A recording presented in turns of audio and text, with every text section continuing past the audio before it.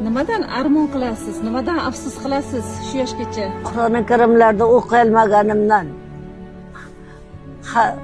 mana shu hamsoatim yo'qligidan. Hiç o'ylab ko'rganmisizlar?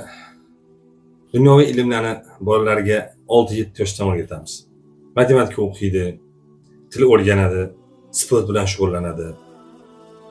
Lekin hech kim 18 ga kirsin, keyin matematika o'rganadi, balog'atga yetsin, keyin o'zlashtiradi deb aytmaydi. Chunki hamma biladiki, insonning yo'ldosh qobiliyati, o'rganish quvvati yoshligida kuchli bo'ladi. Lekin Qur'on masalasiga kelganda ayrimlar 18 ga kirsin, keyin o'qiydi deb aytishadi. Mana shu yerda savol tug'iladi. Hayotning har bir jabhasida kerak bo'ladigan Qur'on nima uchun keyinga qoldiriladi? Holbuki bola 18 yoshga kirguncha minglab ma'lumotlarni yodlab oladi va mana shu narsaga ulguradi. Lekin 18 yoshdan keyin esa hayotning boshqa tashvishlari boshlanadi. Ish, turmush, ro'zg'or masalalari. Aql ham yoshligidaqa quvvatli bo'lmaydi. Mas'uliyatlari ko'payadi. Shuning uchun yoshligida Qur'onni o'rganmagan juda ko'pchilik katta bo'lgandan keyin bir kun Qur'on o'qish o'rganaman deb aytishadi.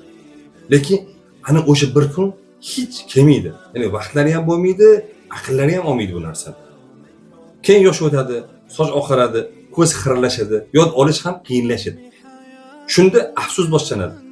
Nima uchun yoshligimda Qur'onni o'rganmagan ekanman deb. Lekin vaqt orqaga qaytib kelmaydi. Shuning uchun salaflar ham aytishadiki, yoshligida Qur'onni o'rgangan kishi uchun Qur'on uning go'shti va qoni bilan aralashib ketadi deb aytishadi-da. Ammo bugun biz o'zimiz ham, farzandlarimizga ham hamma narsani o'rganamiz, lekin Qur'onni keyinga surib kelamiz. Keyin nima uchun bu musulmon millatning axloqi o'zgaryapti, nimaga yoshlar adashib ketyapti deymiz. Vaholanki Qur'on chetga surilgan joyda boshqa narsalar markazga chiqadi. Qur'on tarbiya bermagan qalbni shaytoniy g'oyalar qamrab oladi. Qur'on tarbiya bermagan avlodni esa zamonning fitnalari o'z domiga tortadi-da. Shuning uchun Qur'onni qarlida emas, yoshlik chog'ida o'rganishi kerak inson. Va so'zimning oxirida shuni ilova qilib aytamanki, Qur'onni o'rganaylikdan, ya'ni qasdim uning ma'nolari bilan, tadabburi bilan o'qishlikni nazarda tutdim.